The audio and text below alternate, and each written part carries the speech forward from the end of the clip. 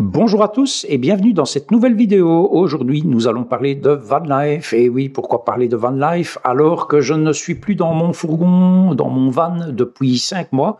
Tout simplement pour la bonne et simple raison que régulièrement, on me demande des conseils sur la vie en van et qu'on me demande si vraiment ça vaut la peine, est-ce qu'il faut le faire, etc. Voilà, donc je vais vous donner mon avis qui est peut-être radicalement différent de l'avis d'autres personnes qui ont ou qui sont encore en camping-car ou en fourgon.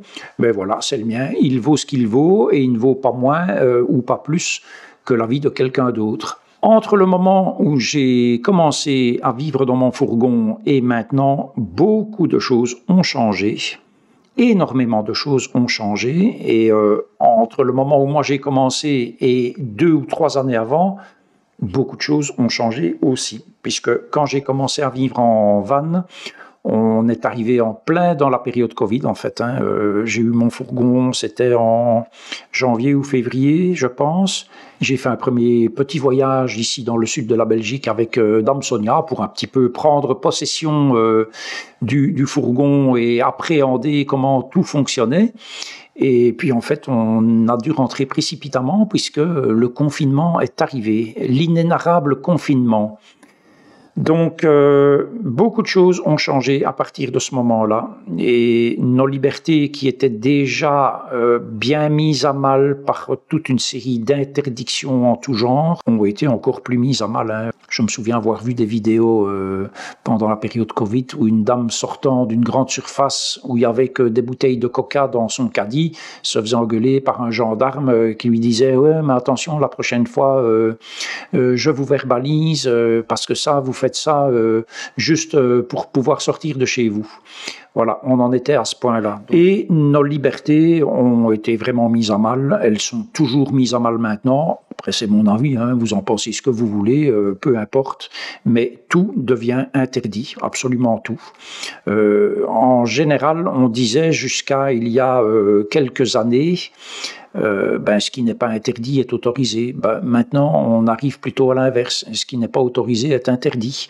Voilà, vous ne pouvez pas pêcher, vous ne pouvez pas vous arrêter à tel endroit, on interdit de stationner.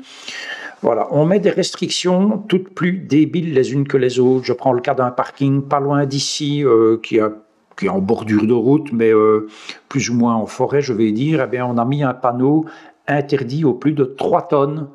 Alors qu'en général, dans le code de la route, il n'y a jamais d'interdiction plus de 3 tonnes. C'est 3 tonnes et demie le panneau.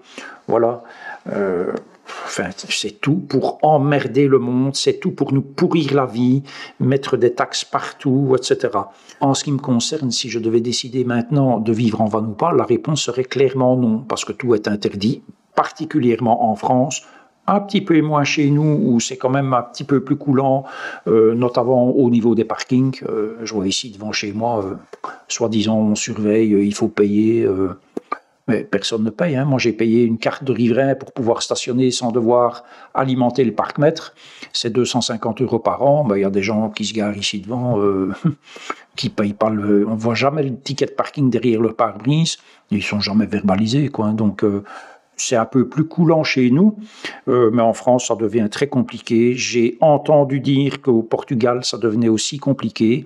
Alors bien sûr, il y a eu l'effet de mode du camping-car, surtout après la période Covid ou pendant la période Covid. Beaucoup de gens ont acheté et puis les gens font aussi un petit peu n'importe quoi, il faut bien le dire. Et donc les interdictions fleurissent. Et parlant des autorités françaises, j'ai encore vu cette semaine que même brandir le drapeau français ou d'un autre pays en guerre pour le moment, c'était 135 € d'amende. On en est arrivé là, quoi. Quand vous vivez dans un fourgon, vous n'avez pas une adresse où les autorités peuvent vous contrôler et faut pas se faire d'illusions, ça ne leur plaît pas. On aime bien contrôler les gens. Et puis c'est comme ça, Orwell 1984, on y court à grande vitesse. Voilà, et donc ceux qui sont en van maintenant, ils doivent être parqués absolument dans des aires de service qui coûtent bien cher, bien souvent.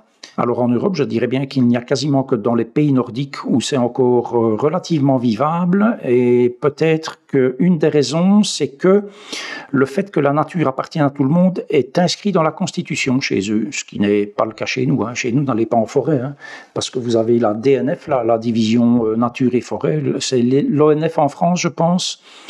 Et vous ramassez des amendes carabinées. Moi, j'ai eu un jour un avertissement avec le fourgon, alors que j'étais même pas dans les bois, quoi. J'étais le long de la route, sur une place qui est un parking. J'étais parti me promener avec Dame Sonia, donc ils n'ont même pas pu savoir que j'y avais passé la nuit.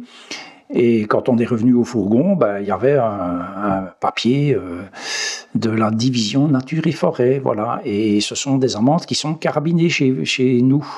Un cycliste, un VTTiste ou VTTiste qui était en forêt s'est ramassé 4 000 € d'amende parce que c'était interdit, alors qu'il n'y a aucun panneau, mais vous êtes censé savoir que c'est interdit, quoi.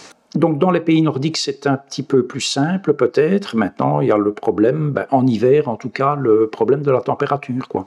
Alors vous allez me dire, oui, on peut aller dans les pays nordiques en été et descendre au soleil en hiver, en Espagne, sud de la France, je crois qu'il faut l'oublier, Espagne, Portugal. Ouais, peut-être, mais bon... Je ne suis pas certain que ça soit encore un bon plan. Au niveau des coûts, vous n'avez évidemment pas, comme j'ai maintenant, la facture d'électricité, donc je paye 90 € tous les mois. Vous n'avez pas les poubelles, vous n'avez pas de facture d'eau, puisqu'il y a quand même moyen de faire le plein d'eau gratuitement dans beaucoup d'endroits. Il y en a qui font ça dans les cimetières. Vous n'avez pas une maison à chauffer.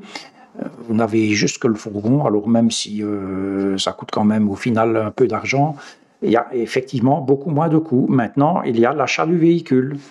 Alors, deux possibilités, vous achetez du neuf qui est hors de prix maintenant. Juste au moment de la période Covid, les prix ont augmenté terriblement. Je me souviens que mon fourgon, je l'ai payé 48 000 €. Et 3 mois plus tard, exactement la même chose, on était à 65 000, quoi. Pour exactement le même truc, donc la même qualité de fabrication merdique de chez Chausson, voilà, donc Chausson et toutes les marques du groupe.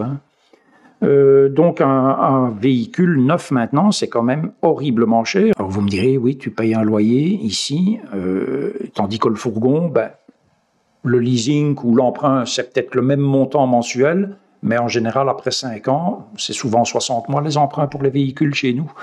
Après 5 ans, il est payé, quoi. Oui, d'accord. Mais enfin bon, ça reste quand même vivre dans une boîte de conserve. Moi, c'est à ça que je ramène ça. Autre gros problème, vous n'avez rien quand vous êtes dans votre fourgon. Vous avez vos vêtements, un ordinateur, un appareil photo, un téléphone, et puis... vous n'avez rien du tout.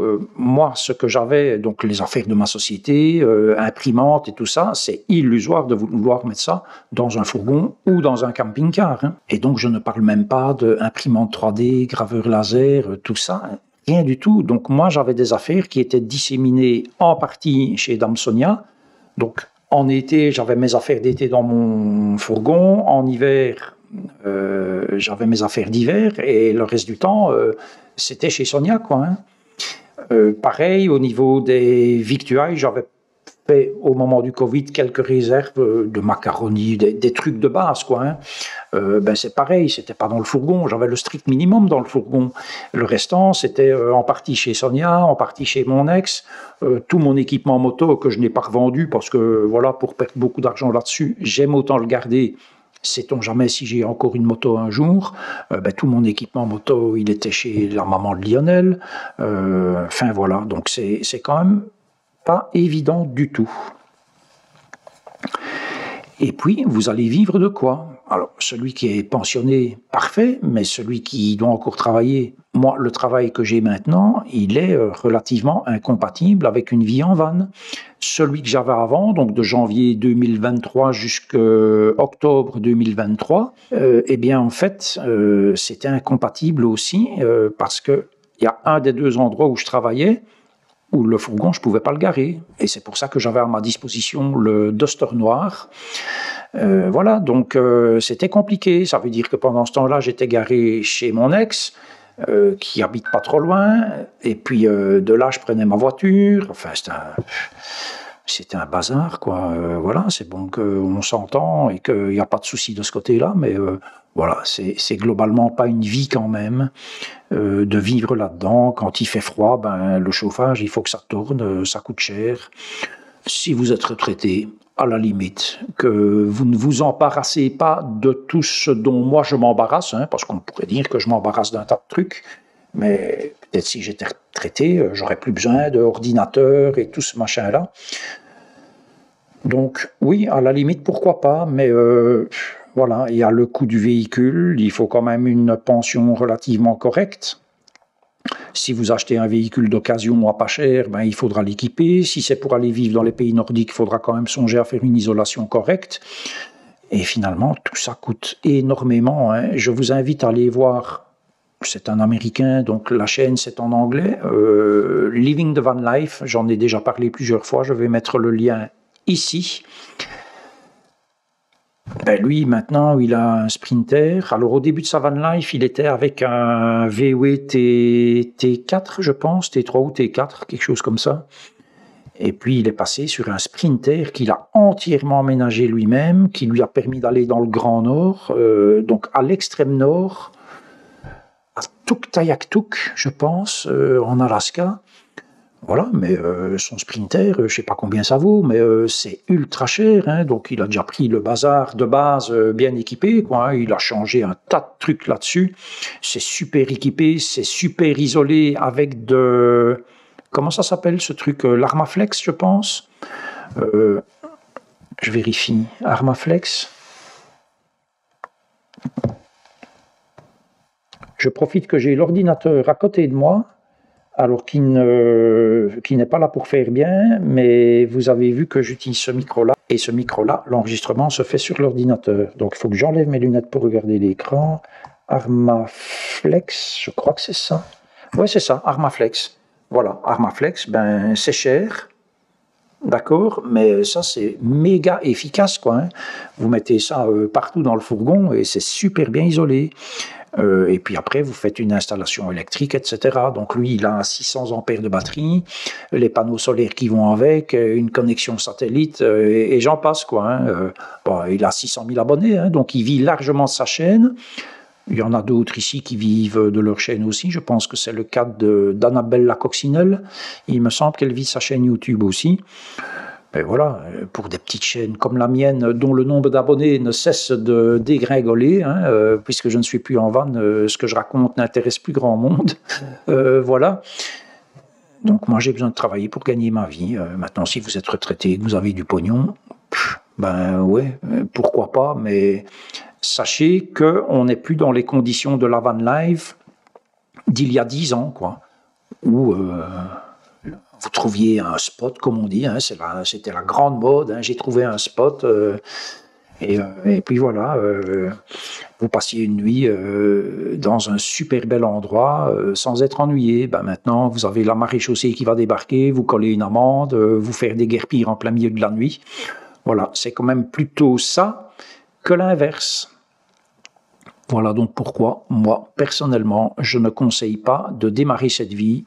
Celui qui a beaucoup d'argent, qui peut se payer un camping-car, même un truc d'occasion, pour aller en vacances, plutôt que de faire comme j'ai fait la semaine passée, d'aller 3 jours à Blankenberg, où finalement, ben, ça m'a quand même coûté relativement cher, hein, 3 jours, 400 € d'hôtel, donc j'en ai parlé dans la vidéo précédente. Voilà, maintenant, voilà...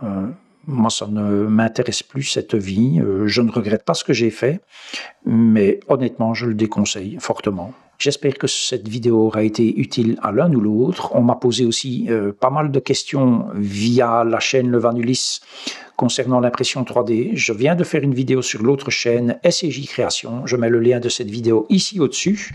On est à 464 abonnés maintenant sur cette chaîne, alors qu'on l'avait laissé un petit peu à l'abandon. Donc voilà, n'hésitez pas à vous abonner là aussi. Si le sujet vous intéresse, la prochaine vidéo parlera sur cette chaîne SCJ Création de gravure laser avec une magnifique machine qui permet de faire énormément de choses. Et sur cette chaîne-ci, la prochaine vidéo, je pense que je vais parler du Duster parce qu'il y a quand même quelques petits points qui me chipotent.